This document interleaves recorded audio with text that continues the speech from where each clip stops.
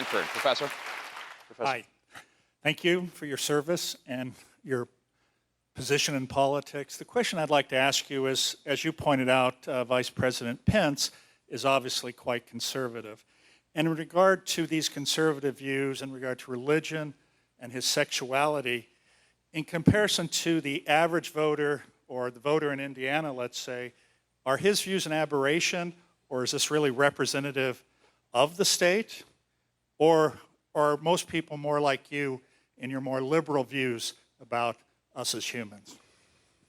Please don't judge my state by our former governor.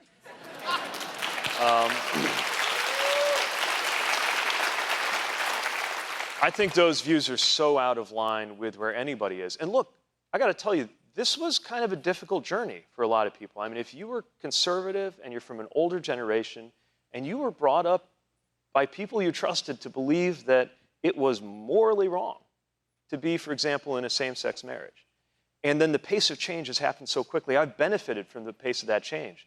But I also understand how disorienting it must be for people to have gone through that. So when we had this huge and painful controversy in 2015, when Mike Pence divided our state with this so-called Religious Freedom Restoration Act, which was really a license to discriminate, provided you remembered to mention your religion as an excuse for discriminating. That's what that was. When that happened, we worked really hard to invite people who were struggling to come onto the right side of history but wanted to get there, to feel that we weren't going to judge them because they had struggled. We just wanted them on our side. But the amazing thing that happened in Indiana was that Democrats and Republicans rose up. There was a coalition of mayors, business leaders, sports leaders. I think even NASCAR put out a statement saying they were disappointed. And the business Republicans in our state revolted right alongside us progressives. And so that shows me that there is a belief in just decency that really does stand against that kind of social extremism. And my hope is that same decency can be summoned from our communities in red states and blue states to change what's happening in the politics of our country before it's too late. Do you think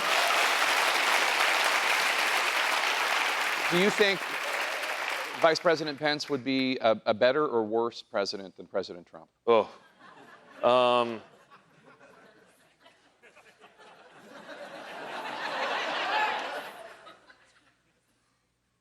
Does it have to be between Politics those? is about choices, man. You know that.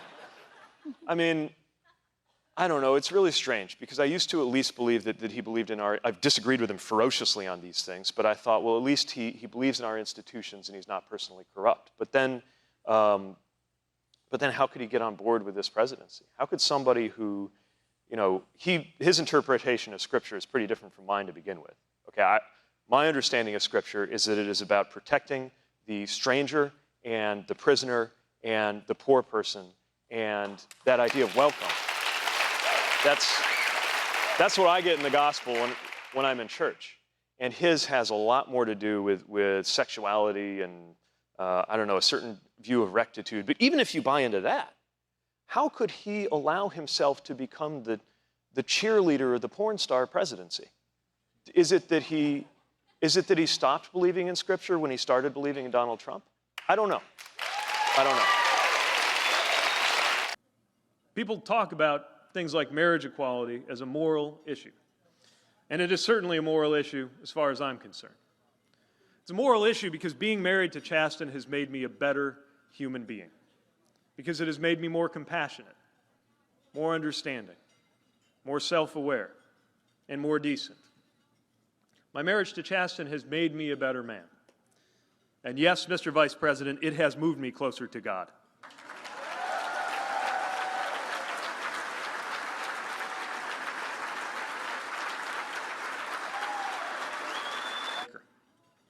And speaking only for myself, I can tell you that if me being gay was a choice, it was a choice that was made far, far above my pay grade.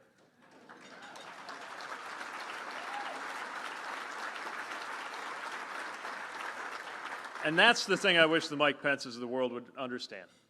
That if you got a problem with who I am, your problem is not with me. Your quarrel, sir, is with my Creator.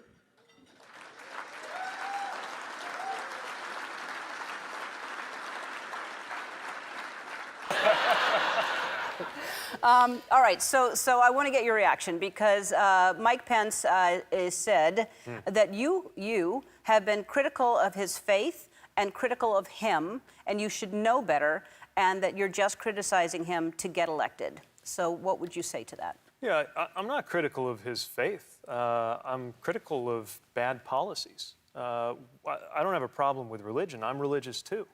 I have a problem with religion being used as a justification to harm people.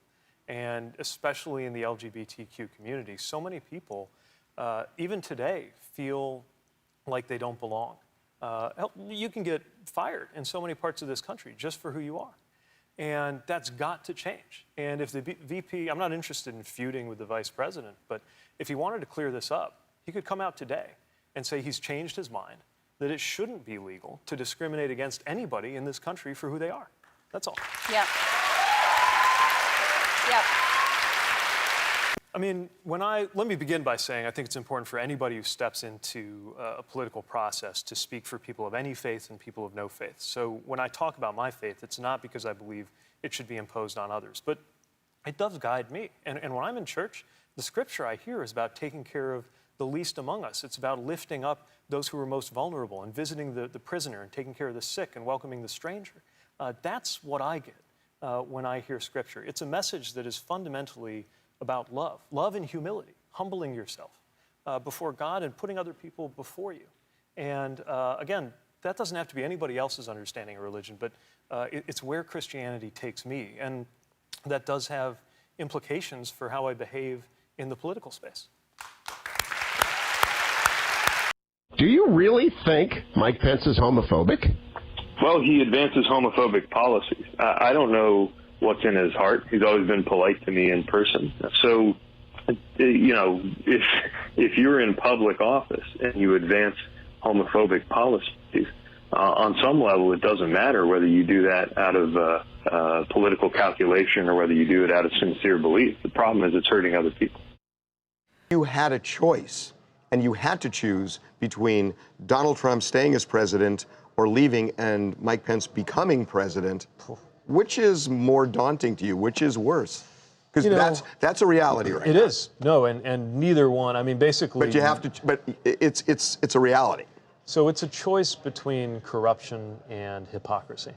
The VP represents hypocrisy because he preaches these evangelical values and then is on board with families being separated at the border, kids in cages, a president caught sending hush money to a porn star. I mean, we know all the reasons why that hypocrisy is profound.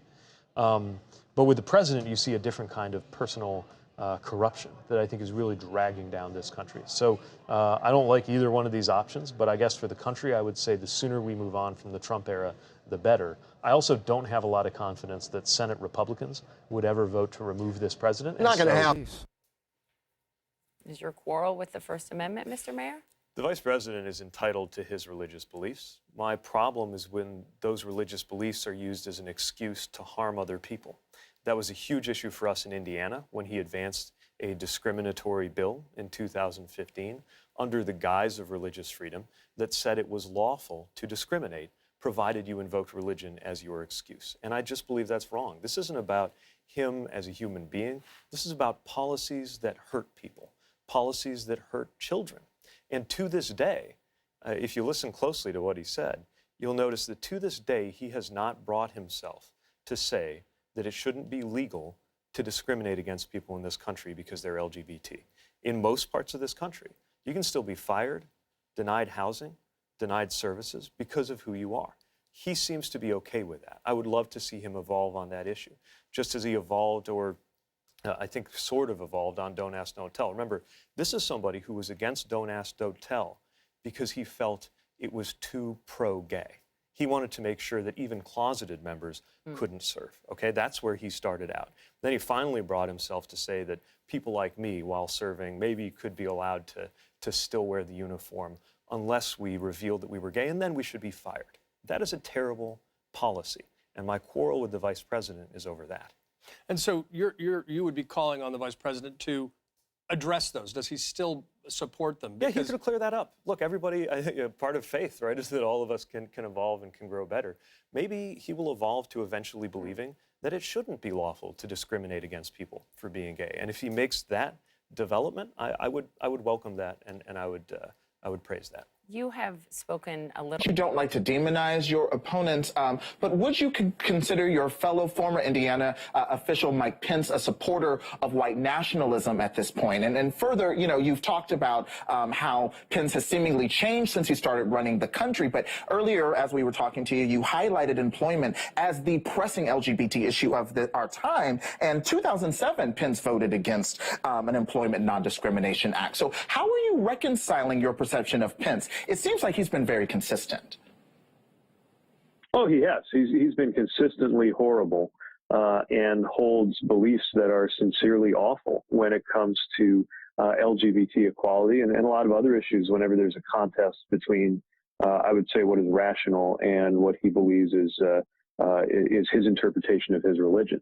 In terms of white nationalism, I'm sure he does not consider himself to be a racist, but I think the moment you come on board with a project like the Trump campaign or the Trump-Pence administration, you are at best complicit in the process that has given cover for a flourishing and resurgence of white nationalism in our midst. Okay, and just